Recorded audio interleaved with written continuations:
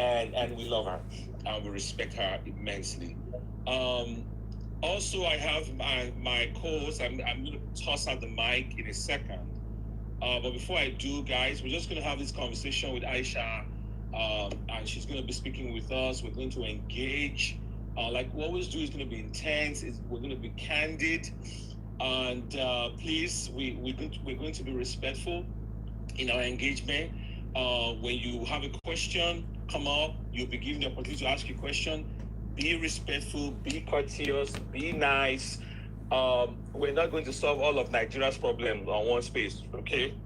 So let's understand that. But we are hoping that with this one conversation, we can have mutual understanding, mutual respect, and move, the whole conversation forward. And hopefully, by the time we leave this space today, we'll feel like we've actually engaged and it's been productive. Without further ado, let me go straight to extraordinary Omar. Omar, how are you doing today? What's up? Tell us something. Good evening, Tudo. Good evening, everyone. Wow. Nigeria. How did Kenneth Okonkwo put it again?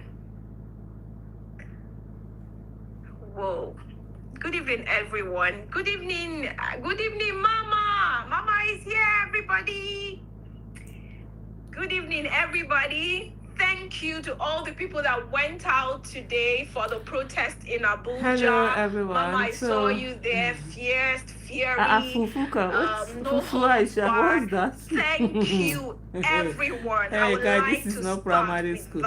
Hello, everyone. So I'm gonna be on space, and I said let me just do it live. Your hands to do so. And so thank you, everyone. Here we are. So there are gonna be a lot of questions coming in. Keep the fire burning. And I'll just be answering them as it goes. Started, I've not been doing a lot of. I'm supposed to be doing live. Nigerians, this is on a my wake-up YouTube, call. Arise, not hard time. A lot of things going on. This is a call and that's it. Diamond, hi, how are you? I rest my case to do. Well Please done. Take it away.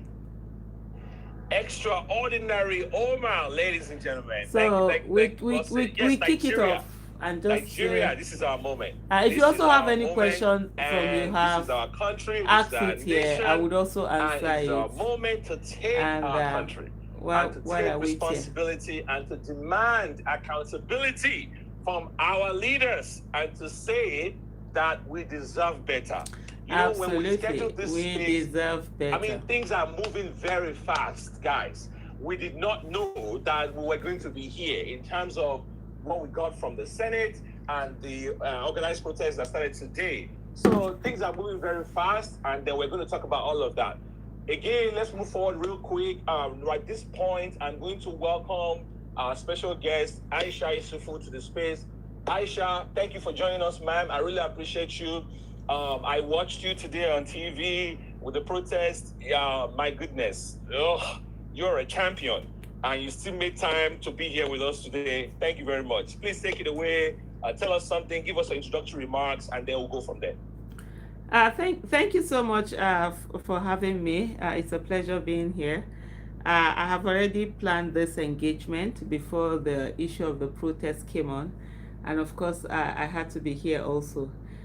Just to say to every Nigerian that as we go into as we've started the 2026, and we're moving on to 2027, where we're going to have a general election, every Nigerian should understand that this is fight for our lives.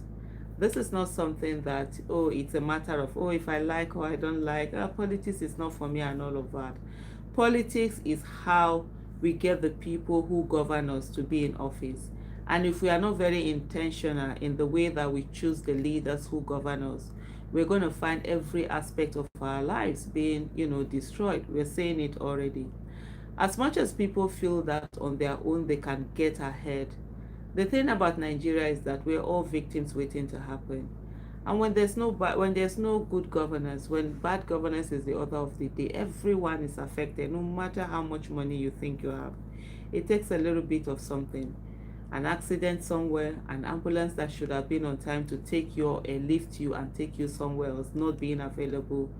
It could be as simple as a snake bite and you taking yourself to hospital, watching yourself going and dying, and nothing is being done about it. It's as simple as the education someone is supposed to get, the person not getting it, and a whole lot more. A few days ago, we were at Barnes Plaza, for those of you who know Abuja, where it's a place that it's always bubbling, a lot of sales. And, one of the persons were campaigning because February 21st in Abuja, we're going to have our area council election. And one of them was that, oh no, the number of customers they have reduced. Indeed, when monies are not in people's hands, there's no how they're going to spend them. And when the money is not being spent, there's no circulation, it affects a whole lot because it's a circular flow of money. It goes to, you use it, you buy from these businesses or companies, you buy from there, they're able to use that to pay salary, to get raw material, and it comes down. And that salary is spent and it goes down. If it's stifled, there's a problem with the economy. So just to say to everyone, there are countries that can afford to say where people don't participate in politics, they don't care because they have a critical few that are taking charge of that. We don't have it anymore. What we have are people who have destroyed our country. And at this moment, and I think I've been saying it for a very long time, these people are on the verge of handing over powers to their children. We must never allow that to happen. If we allow that to happen, for us to be able to get our country back, it probably will take us the next 30, 40, or even 50 years. Why? Because this they are children that you see. One, they are a good number of them are Ivy League educated. They are tech savvy. They understand, social media. So these are advantages that you have over their parents right now. And these advantages will be taken away. And then they are very ruthless. And they do not have empathy with the poor. And they have a sense of entitlement to the coffers of the nation. These are people who were either born into or brought up on our national wealth, and they feel entitled to it.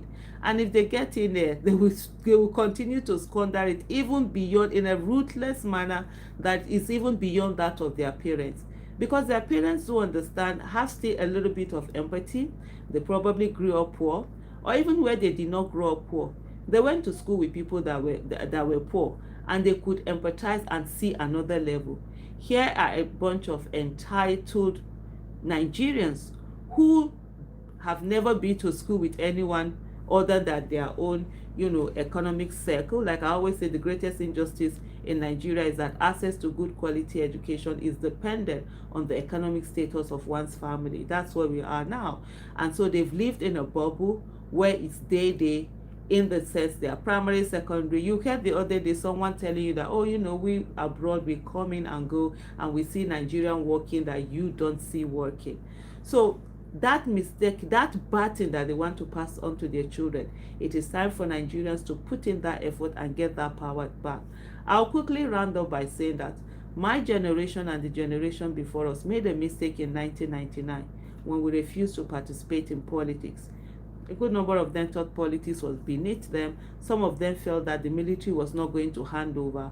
And what then happened is that the people who fought for the democracy of Nigeria ended up not participating in the 1999 election. And we had lots of charlatans because guess what?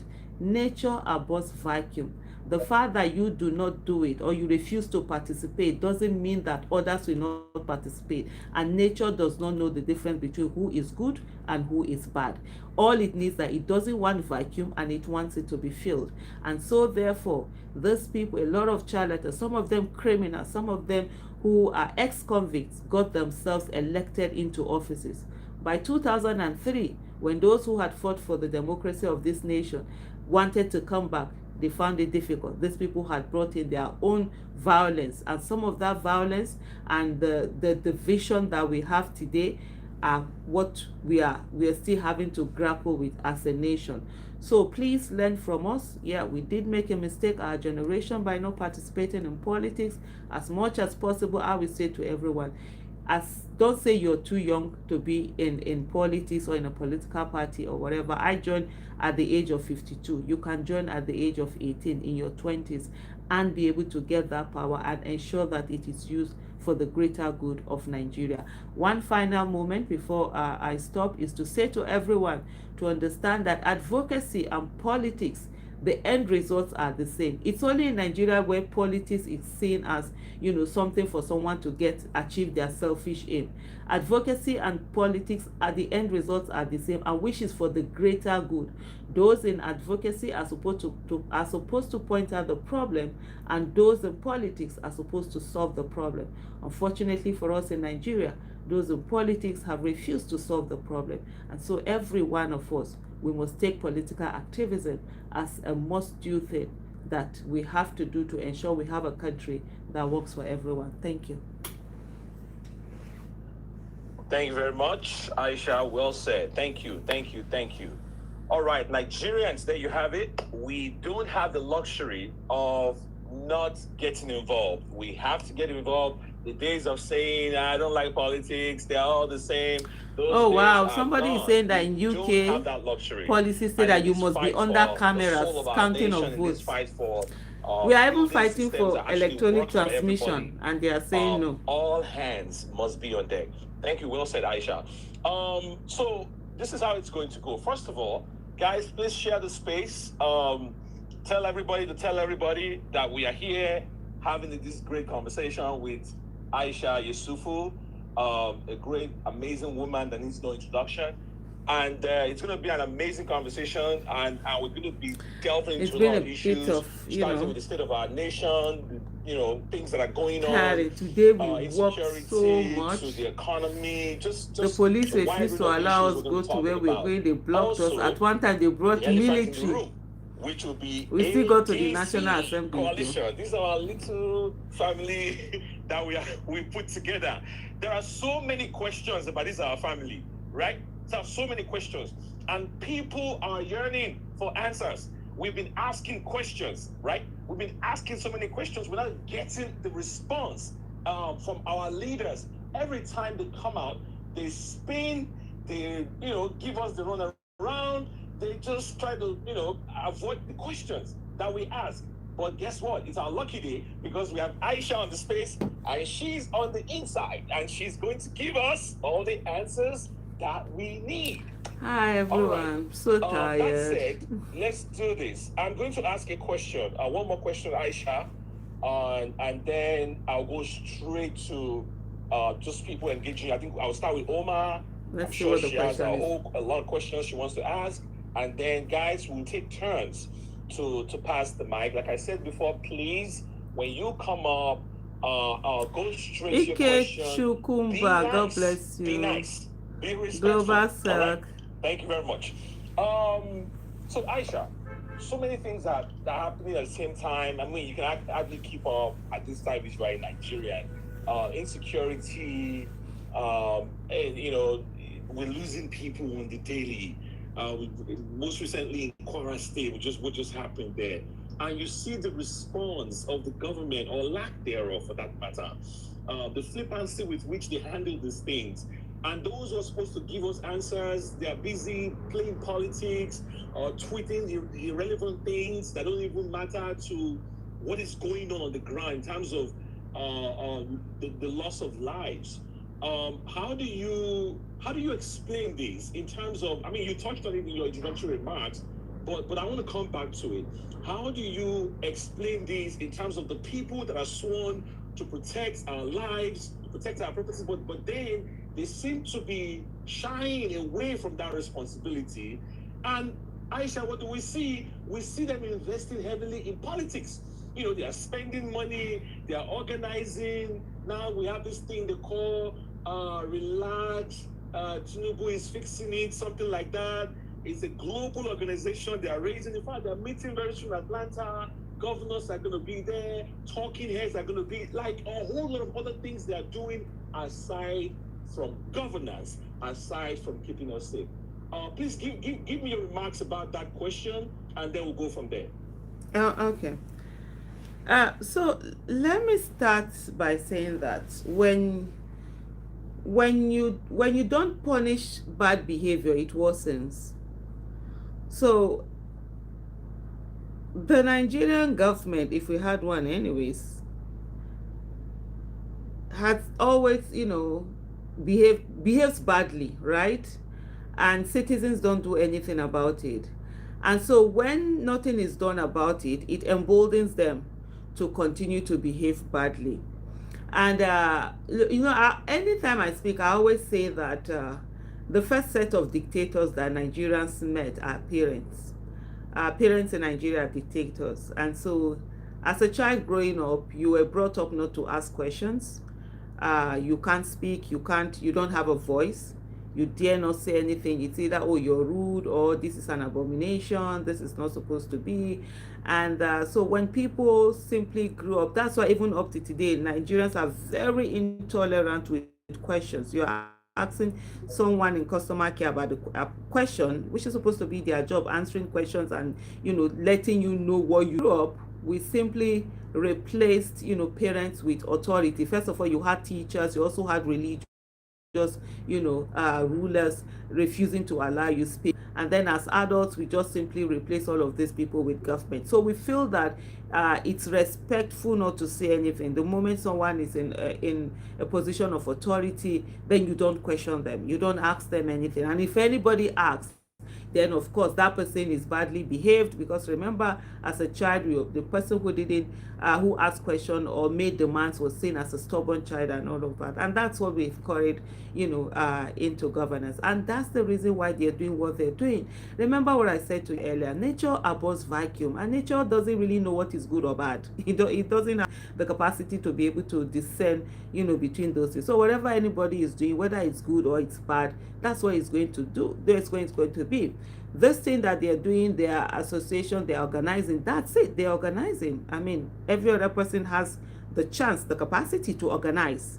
But unfortunately, what a lot of people have, or what we seem not to be able to go beyond either our dislike for each other, or our pettiness or quarrels or whatever, and we're holding on to certain things. Oh, I don't want to work with this person. I'm not going to sit in the same room with this person because they are A, B, C, D, E, F, and then we are not going to work together, irrespective of whether our common goal align or they do not align.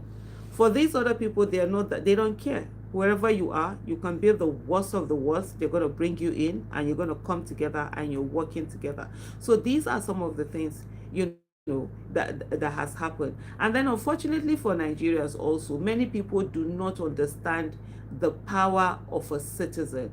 Remember that we were militarized for a very long time. There are a generation of people who were told stand, sit, who lived on orders, command and order. That's all they received, and they had to obey. And of course, they also gave birth to children that they told them that's the way to be. So we have a group, a nation full of people who are very docile, who feel that they can't, like I said earlier, they can't challenge authority, and they have to do whatever it is that is being put out there.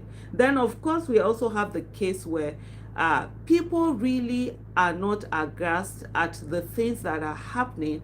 They're only not happy that they are not the ones who are doing those things. So it's a matter of, oh, it will so also be my turn to get there and be a dictator. Remember the issue of power. Like earlier today, we went out to protest, and we're being stopped by the police. And this lady who says, whether she's assistant commissioner of police or whatever it is that she said. Hello, can you hear me? Yes, we Okay. can still hear you. Okay. So Yeah, go ahead. there was a call interrupting earlier. So this lady we met them, and they were trying to show their power. So from everywhere in Nigeria, everybody seems to want to show, their power and oppress and use it. And so there are almost people who consciously or unconsciously want to there are people who consciously or unconsciously want to protect the status quo, so that when it gets to their turn to be in those positions, they also can wield this power that is being wielded now by some tyrants that we have, and also they can have access to the commonwealth that we have. So it's almost as if I don't want to fix it without me enjoying it kind of mentality. That's what we have. Remember the other day you saw a David Omahi, coming out to say that, as a minister, he's so powerful and now he can do whatever it is. That is the kind of, poverty mentality, inferiority mentality that a lot of Nigerians have. So it's a matter of, as bad as it is, I know I can get there. I'm hustling. People are hustling to be the ones that get there and being able to have this power that they can use to oppress others, because that's the only way they will feel that they arrive. And then the other thing might not be as related, but sometimes I see there's a selfishness that a lot of us as citizens in this country have, where people want to be the ones who are out there, meting it out on others, what they have, let people know how. That's why we have that I pass my neighbor mentality. I must pass my neighbor. And what is the biggest way to pass your neighbor is to either be the oppressor or a friend to the oppressor. Well said. Thank you very much, Aisha. Thank you. I know I said I was going to ask you just one question. Let me slide in just one more before I go to Omar. You were out there today. Kindly describe what your experience was like, and the kind of fighting spirit that you witnessed out there amongst Nigerians. And where do you think we go from here with regards to what the Senate just pulled with the rejection of the real-time electronic transmission of results from the polling unit? I don't protest. Not really, other than, the Senator Natasha issue where I've been on the streets, because for me, one of the things, although this was to the National Assembly, one of the things that I said with the illegitimate government or presidency of Mr. Bola Ahmed Tinubu, that I'm not going to protest to the government, because by doing that would be me legitimizing the illegitimacy. Because when you protest to something, you believe in the capacity and the power and the authority of that particular thing to be able to solve the problem, that you have, that is on ground. And so today for me it was also to the National Assembly, and I joined Nigerians who are out there protesting. It was literally as expected in a way, because we started the march. Before we even started, there were a lot of vehicles, because the ADC youth leadership and some of their youth officials were the ones who were organizing this in conjunction with other organizations and all of that. You could see police vehicles already put out there, and when we started marching, they boxed us in, stopped us. We tried to talk to them like, what are you doing? We're only walking down to the National Assembly to be able to pass on a message to them. And they went on and on and on, and we kept talking to them, and they were refusing, showing their power. Of course, the Nigerian police is a willing tool of oppression at any time, and today they indeed use that. So at one time we turned and continued the work through another route, and the next thing, they brought in military. I don't know what the military were supposed to do there, because like I did remind all of them that, look, the terrorists have more sophisticated weapons than you, and they're already killing Nigerians. There's nothing new that you're going to do that we're not going to see. Like I said to one of them, I said, the only regret I have was that I wasn't wearing white, so that when you shoot, the blood, when it's flowing, let it flow very well, not the one that they'll be saying, oh, maybe it happened or it didn't happen. So when the military came in, we had a bit of a conversation, and then the next thing they did, they left, they opened the way, and we were able to get to the National Assembly. But one of the things for me that I was so profoundly grateful for was the manner in which citizens